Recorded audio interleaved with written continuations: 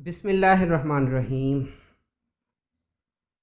अब जो हम पढ़ने लगे हैं टॉपिक वो है determine the percentage purity of NaCl by Mohr's method. Mohr method के ज़रिए हमने क्या करना है, NaCl की जो है वो प्योरिटी को चेक करना है जो हमारे पास सोल्यूशन बना होगा। तो सबसे पहले आपसे रिक्वेस्ट है कि अगर आप इस चैनल पे नए हैं तो प्लीज़ सब्सक्राइब माय चैनल और वीडियो को शुरू से लेकर लास्ट तक देखिएगा ताकि आपको जो प्रैक्टिकल परफॉर्मेंस, क्योंकि बाज़ दफ़ा लैब अवेलेबल नहीं होती कई इंस्टीट्यूट में, और जैसा कि आजकल आपको पता लॉकडाउन चल रहा है तो इस वजह से जो है वो लैब अवेलेबल नहीं है कॉलेज में, जो है वो हमें कॉलेज टोटल जो है वो क्लोज़ हैं। तो इस वजह से स्टूडेंट्स का तलीमी नुकसान ना हो, तो मैंने प्रैक्टिकल को जो है वो इस तरह विजुअलाइज करने की कोशिश की है ताकि आप जो है वो अच्छे तरीके से समझ सकें। तो इस चीज़ के लिए आपको ये वीडियो शुरू से लेकर लास्ट तक जो है वो देखना पड़ेगी और आप इंशाअल्लाह जो है आपको सारा ये समझ आ जाएगा। तो चलें हम आपका टाइम वेस्ट किए बगैर जो है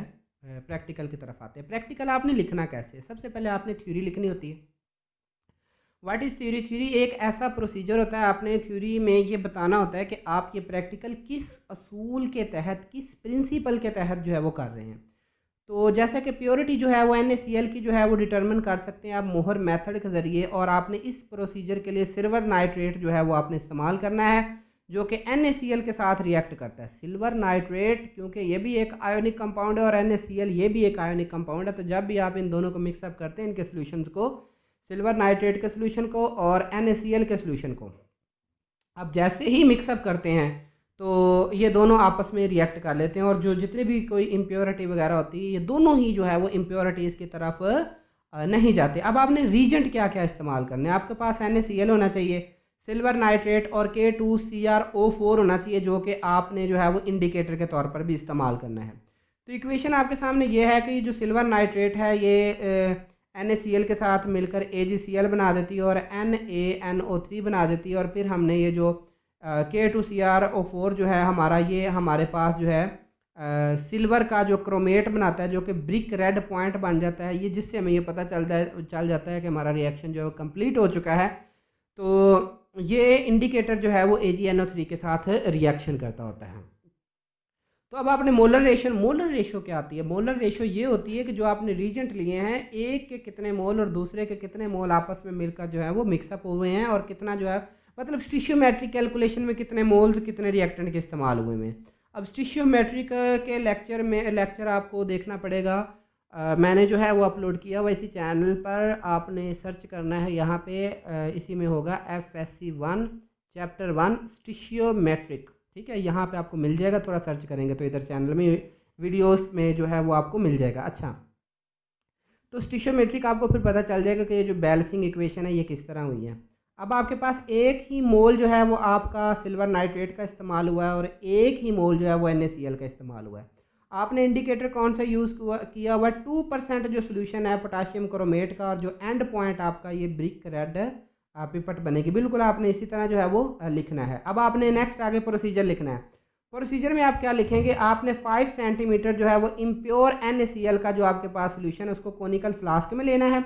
उसके अंदर फिर आपने कुछ ड्रॉप्स जो हैं, अमूमन जो है वो 2 ड्रॉप्स हम जो है वो इंडिकेटर के डालते हैं, तो K2CrO4 जो है हमारे पास यहाँ पे जो है वो इंडिकेटर का के तौर पर हम इस्तेमाल कर रहे हैं, तो इसको आपने एज इंडिकेटर इसमें डाल देना। फिर आपने क्या करना है, इस सोल्यूशन को टाइट्रेट करवाना है। अब ये एक टाइट्रेशन क्या होती है, एक स्टैंडर्ड सॉल्यूशन लेकर आपने दूसरे की मोलैरिटी, मतलब एक की आपके पास मोलैरिटी मालूम होती है उसको आपने ब्यूरेट में रखना होता है, और दूसरे की जिसकी आपने मोलैरिटी मालूम करनी होती है उसको फिर अलग लिया जाता है, और फिर उसको उसके अगेंस्ट जो है वो रिएक्शन ही होता है ये भी। तो इसको हम टाइट्रेशन का नाम देते हैं क्योंकि ये हम ड्रॉप वाइज करते हैं, क्योंकि हमने प्योरिटी चेक करनी है NaCl की, तो इस वजह से फिर हमने क्या करना है, ये प्रोसीजर अपनाया है। तो ये 0.05 जो मोलर है सिल्वर नाइट्रेट के सोल्यूशन, इसके साथ आपने ब्यूरेट में आपने इसके को टाइट्रेट करवाना है NaCl के सोल्यूशन को, जिसमें आपने K2CrO4 जो है वो इंडिकेटर भी ऐड किया। तो तब तक करवाना है जब तक हमें ब्रिक रेड पिपट ना मिल जाए, और इस प्रोसीजर को आपने 3 दफ़ा दोहराना है, आपके पास कॉन्कॉर्डेंट रीडिंग आ जाएगी।